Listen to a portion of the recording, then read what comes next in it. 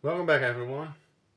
It's somehow already almost August, which means it's time for another TBR. And every month I look at the books I'll hopefully be reading over the next few weeks.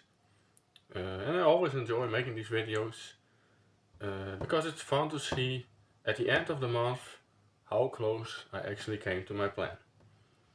Now if you've been following the channel for a while, you'll know I don't really read based on my mood.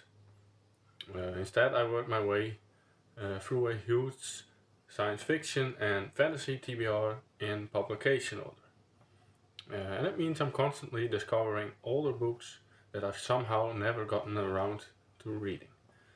And sometimes it leads to amazing discoveries, and sometimes it leads to books that haven't really aged quite as well. But overall, it's been a fantastic way to explore the history of the genres. And last month was a bit of a mixed bag. There were definitely things I enjoyed, but there were also some disappointments. And hopefully August will be one of the stronger months of the year. And because every book on this list is one I've been looking forward to for quite a while. So let's get started. And the first book on my August TBR is Mars by Ben Bova. And this will actually be my first Ben Bova novel, which is actually a little strange considering how important he is in science fiction. He is one of those authors whose name constantly comes up whenever people talk about classic hot science fiction. Yet somehow I've never actually picked up one of his books.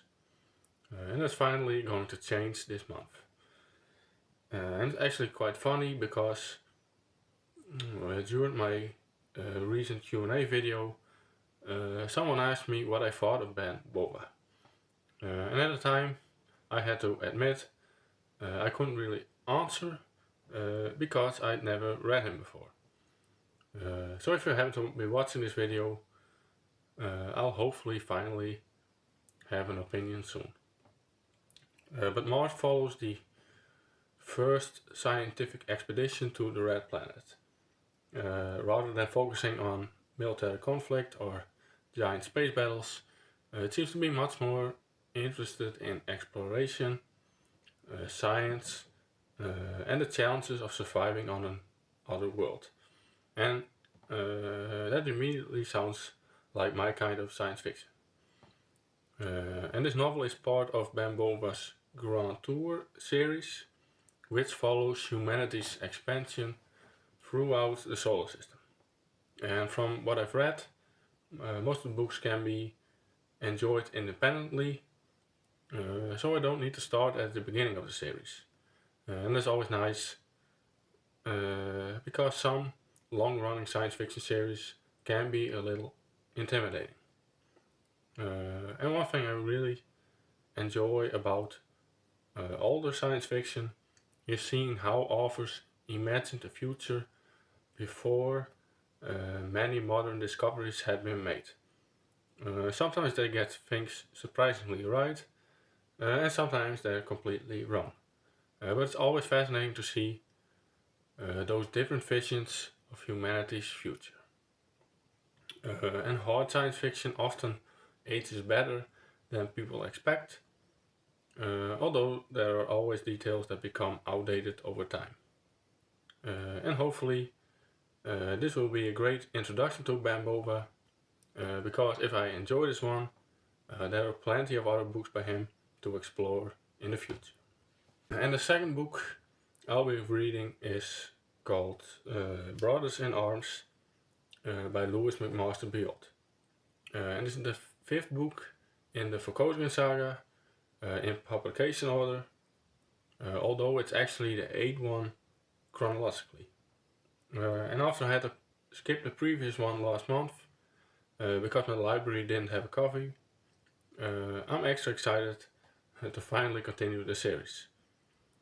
And I've been slowly making my way through the series this year, and it's become one of the most consistently enjoyable series I'm reading. I don't think I've read a bad for Kozuka novel yet. Some have been stronger than others, but they've all been entertaining in their own way. And the biggest reason I'm excited for this book is because I'm hoping to see more growth from the main character, Miles Verkozen. When Miles first became the main character in The Warrior's Apprentice, which is the second book, I honestly wasn't completely sold on him. He was still very young and incredibly impulsive. And sometimes that made for entertaining moments, but other times I found him a little frustrating. And the feeling became even stronger because Cordelia, his mother, was such an outstanding protagonist in the first book. And she's still one of my favorite characters in the entire series, and so Miles had some very big shoes to fill. And since this is a lot later book in the series, I'd love to see a slightly older and wiser Miles dealing with more complicated situations. And one thing Beyond consistently does well is combining interesting science fiction ideas with memorable characters.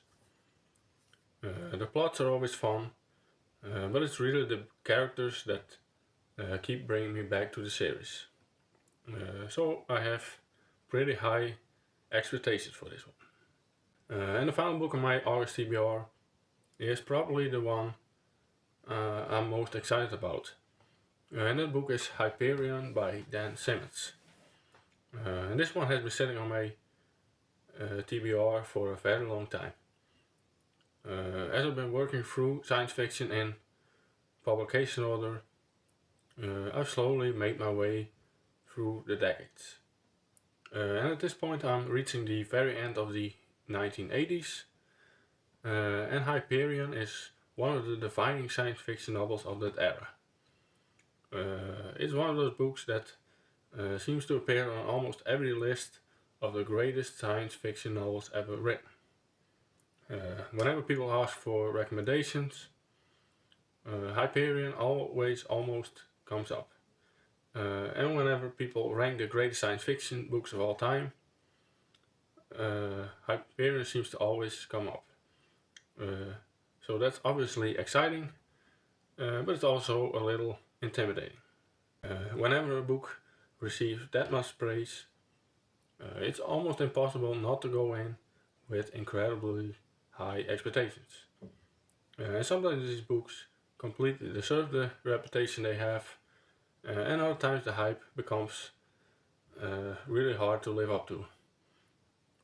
So I'm trying not to expect the greatest science fiction novel ever written. Instead, I'm just hoping for a fantastic book that shows me why so many readers have loved it for nearly 40 years. And from what I know, Hyperion has a very unusual structure, with multiple characters telling their own stories while traveling together. I've deliberately avoided learning too much about it, because I want to experience it with as few spoilers as possible. And sometimes going into a classic almost completely blind is the best way to read it. And whether I end up loving it or not, I have a feeling it's going to be one of the more interesting reading experience of the year.